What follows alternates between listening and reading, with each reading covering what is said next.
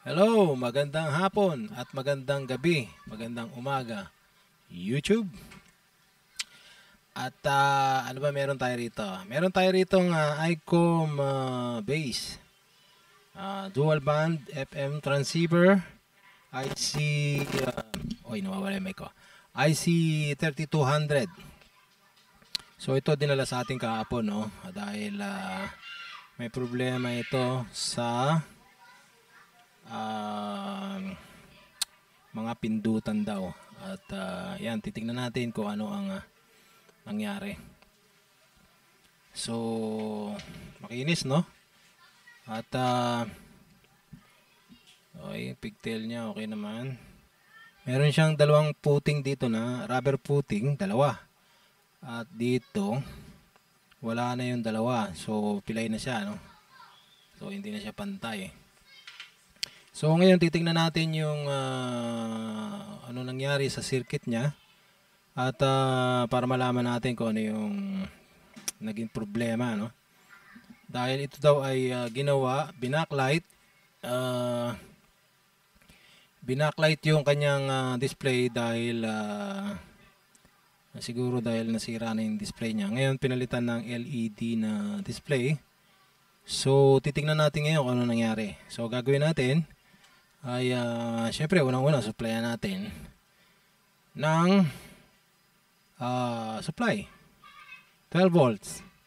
So itong supply ko na to is actually 1 ampere lang ito.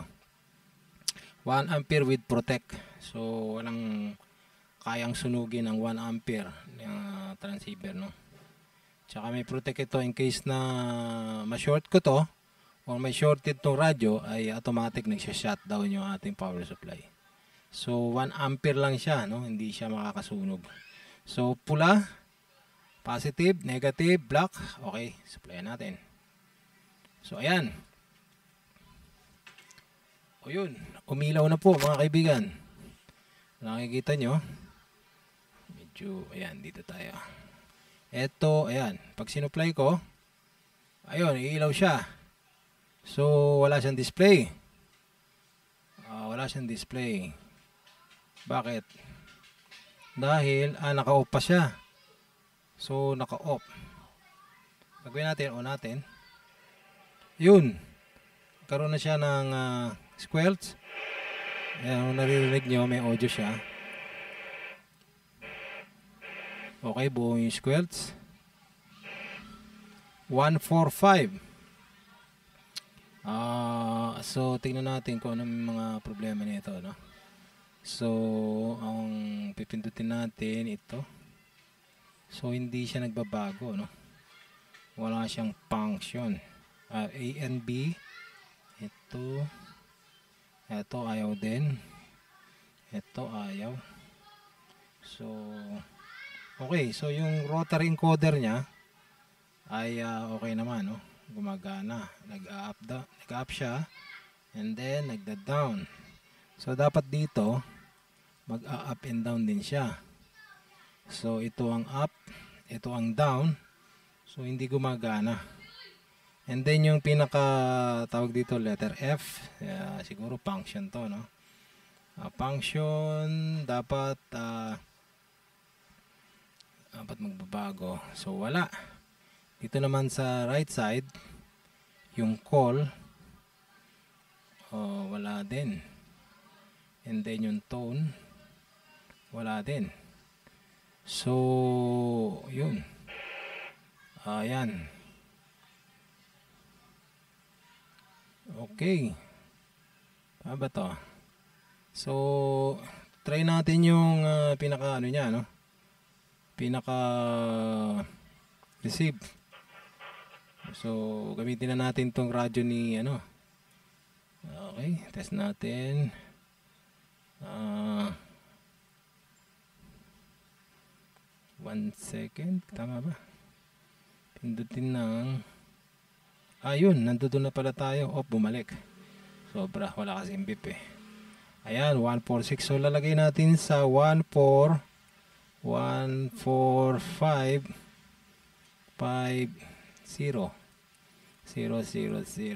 Okay. 14500.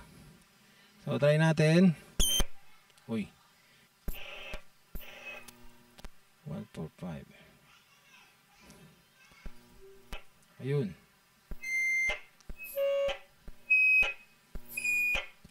Pumapasok sa ating system yung radiation ng ano no. So hindi ko maita-transmit to dahil 1 ampere lang yung ating ano no. Okay. So ngayon, ang gagawin natin ay bubuksan na natin para malaman natin kung ano yung nangyari dun sa loob. Ano ba laman nito? At tingnan natin, no? So, kuha na tayo ng screwdriver and then buksan natin. So, mahalaga pag binubuksan natin yung radyo, papatay muna natin supply para safe, no? So, patay lahat. So, iwas natin yung mga nasusuntot-suntot sa loob at baka makasira tayo. Kahit 1 ampere lang yung gamit natin pwede makasira ng mga piyesa yan. So ito, buksan na natin kung ano laman nito. Nga pala itong radio na to ay kay sa Wantos natin na si Carne sa frequency natin, no? At shout out sa iyo dahil nakita rin tayo, no? Sa tagal ng panahon. So ito na, bubuksan na natin. Alright, ano ba laman nito? So meron siyang foil dito. Wala naman tong nakikita na diagram dyan or ano. So ito ang laman. Okay. So ang daming mga wire na mga kalikot, no? Mga modification. So lapit natin yung ating camera para makita natin. Alright, ayan. So ang nangyari ay teka, saan ba yung salamin ko? Medyo hindi natin masyado makita eh. Ayan, malinaw na. So ito, okay, daming kinilagay ng mga wire at may mga modification na ayun natin, chani natin para ayun, meron siyang yung wire dito galing doon pumunta rito. Okay, tapos ito saan pumunta itong mga ito? Nakatap sa supply. Ito siguro yung sinasabi ni Carne na ano, na dinirekta niya rito sa supply, no? Uy, natanggal. Hindi maganda yung pagkakainang. Natanggal siya agad. So, cold solder, no? Mahina yung hinang nito. So, ano ba meron dito? Siguro tinap niya lang to, no? Positive, negative. Okay.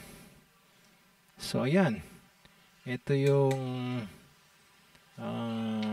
as of now, kumpleto naman yung mga pyesa, no? Na dito sa ibabaw, no? Wala naman ako nakikita ang mga na-replace, no? Or nawala. So, kompleto, no? Hindi ko lang alam kung ano laman nito. Kung may final pa yan, ano? Dali lang, kukunik. Screwdriver ko nalaglag eh.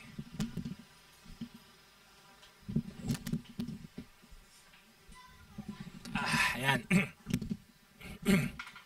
Check natin yung ano niya, final niya. Baka mamaya walang laman eh.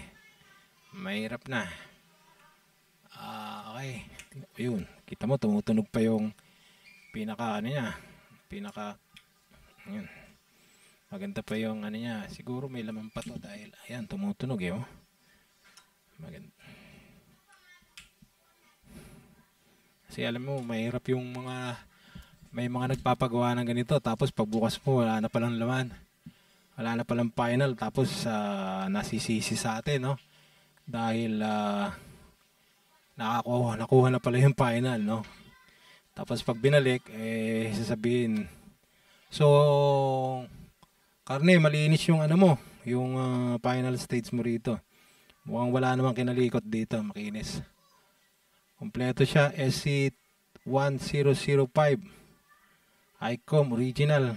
Walang galaw yung mga hinang. Maganda pa. Ayan, walang kalikot, walang ginalaw. So wala tayong gagalawin dyan. Hindi yan ang ating tatrabahuhin. Chinecheck lang natin, no, yung parts niya at baka may wala ng pyesa eh. Buti na yung sigurado. Okay, screw natin ulit. Okay. Alright. So,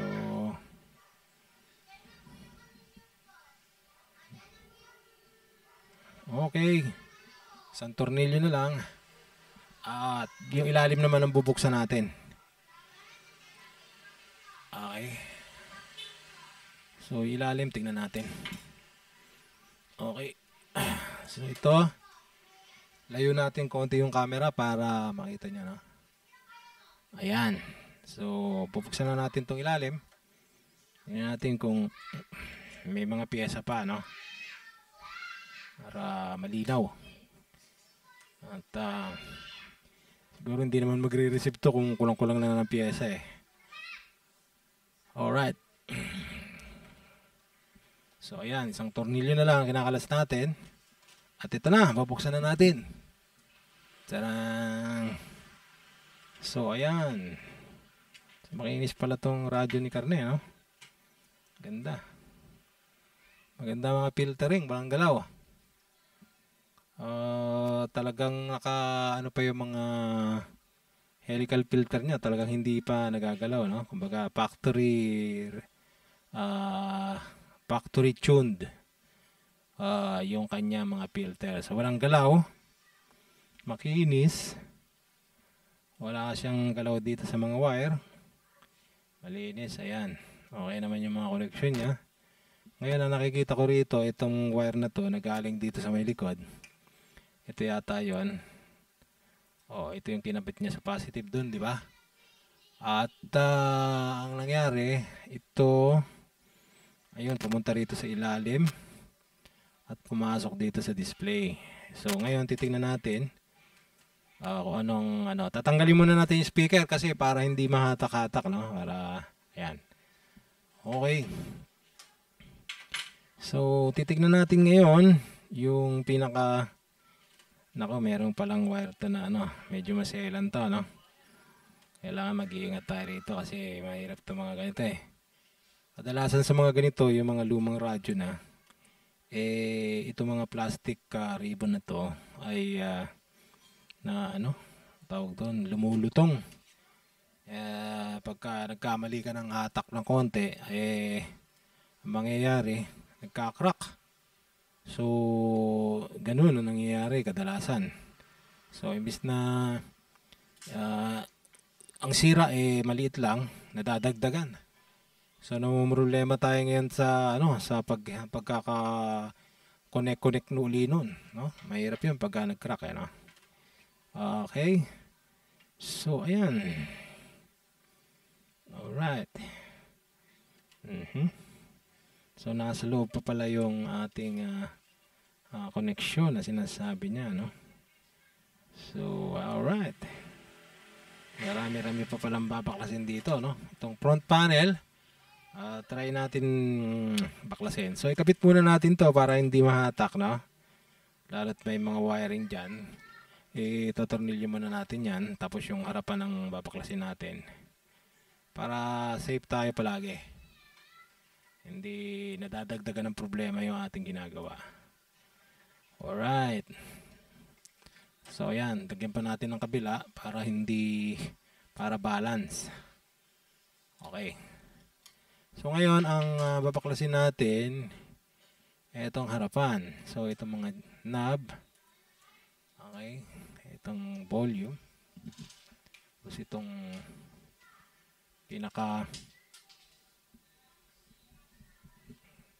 nalalaglag pa yung mga knob Gumugulong talaga yan. So ito. May screw siya rito, dalawa. Okay, tanggalin natin dahil ito yung nakikita kong nakakabit dito sa plastic. At ayan, tanggal na sa kabila. Meron din. Tanggalin natin. Okay. Alright. So meron pang tingin ko ito, no? Kailangan tanggalin tong ano rito. So, asan na yung ating tweezer? Siguro hindi naman mahigpit to, no? Okay. Ayun, buti na lang, maluwang, no? Hindi mahigpit, no? Kasi kung mahigpit yan, mahirapan tayo magbukas. At kailangan natin ng special tools dyan. Kung hindi kakayanin ng ating tweezer. So, ayan. Okay, nahawakan ko na. Pwede ko nang okay, matatanggal na. Alright. So, ayan, nakalas na natin. And then, ayan, lumuluwa na po mga ayan, natatanggal na po natin. Dadahan-dahanin natin. Oh, may goma po mga kaibigan. May rubber po siya na protection. So, ayan po. So, wala naman, hindi man siguro matatanggal to, no? Matatanggal ba? Matatanggal. So, kailangan ingat, no? Baka tumalsik at mahirap magkagilap ng mga ganyan. O, may naiwan pa na isa. So, dito yan. Okay. So, meron siyang goma. Lagay na, tabi na natin yan para safe. And then, ano bang hindi mapindot dito?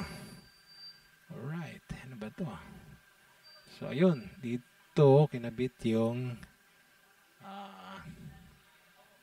ano to? Backlight, no? Dito niya tinap yung backlight. Merong resistor. Maglagay siya doon. So, tingnan natin. Baka naipit lang yan, no? Supplyan natin. Baka mapipindot na to, no? So, layo lang natin to. Madilim ba yung video ko? Sobrang ano yata. Ayan. Yan. Malino na. So, tabi lang natin to. Positive. Okay. Supplyan natin uli, no? Tingnan natin. Kasi minsan yung mga ganyan. Ganyan. Naiipit lang pagbalik, no? Pagsuli ng tawag dito na mga button, may naiipit. So, ngayon ay susupplyan natin. So, wala naman siyang na wire, no? Dito siya sa ilalim. Okay. Negative. Positive. Okay, tabi natin yan. And then, ayun, nawala yung ilaw niya dahil tinanggal ko tong supply. So, ito yung squelch. Okay. Volume. Pero, okay, walang speaker eh. Kaya walang tunog, syempre. Pero tignan natin kung napipindot na. Kasi minsan dahil lang yan dyan sa pagsara eh. Okay. Sa awa ng Diyos, wala pa rin. So, hindi pa rin. So, ito pa rin ang gumagana, no? Okay. Alright. So, rubber pala to, no? So, nandito sa loob. Medyo masela na itong babaklasin natin susunod kasi CPU na to. Kailangan medyo pag kinalas natin to, maingat na, no? So, gagawa natin to ng susunod na video dito sa pagkalas natin dito. Kasi medyo masela na to, no? CPU, medyo kailangan nag-iingat tayo rito. Kailangan maayos yung trabaho dyan dahil lalo na yung mga pagkinalas na natin yan, medyo marami yan, kaya kailangan yung gawa natin medyo malinis. So hanggang dito lang muna itong video na to dahil kaya ko to ginawa dahil in case na magtanong si Karne kung may mawala man dito, at least may mapapakita tayo na binuksan natin na kompleto naman at kompleto yung kanyang mga pyesa, yung final nandyan, kung ano yung mga nakita natin pagbukas natin. So nga, ito nga nakita natin, wire na sinabi niya naman sa akin to na may wire daw dyan. And then dito naman sa receive section tsaka audio ay malinis, walang problema, kinis, walang galaw. Yung final nandito, binuksan natin kanina. Okay, malinis. Ay, okay, final pala to ng UHF. Tingnan natin. natin para sigurado. Dalawa nga pala final nito. Ano to? BHF, UHF pala to. Kasi ano to, dual band. So buksan na rin natin para ma-check natin, no? Baka mamaya BHF lang na-check natin, yung UHF hindi natin na-check. Okay. So ito na. Tanggalin na natin. Okay. SC1012. Ano ba yan? Ito yata yung BHF. Yung kanina is UHF. Okay.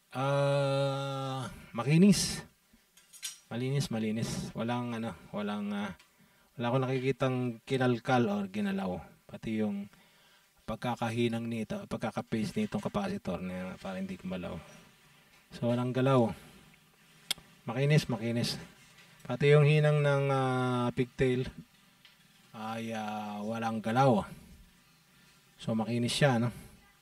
Okay, wala tayong gagalawin dyan. Takpan na natin. Alright. Balik na natin yung mga tornilyo. Ayan. Para at least malinaw na kompleto at malinaw na makinis pa rin talaga ang radyo ni Karne. So, yun lang.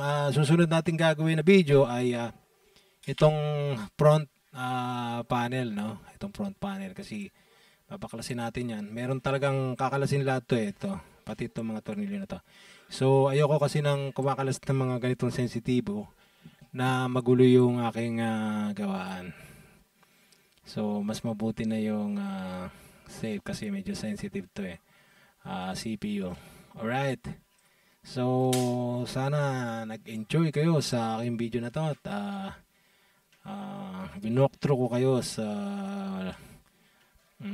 bagong radio na to, IC3200.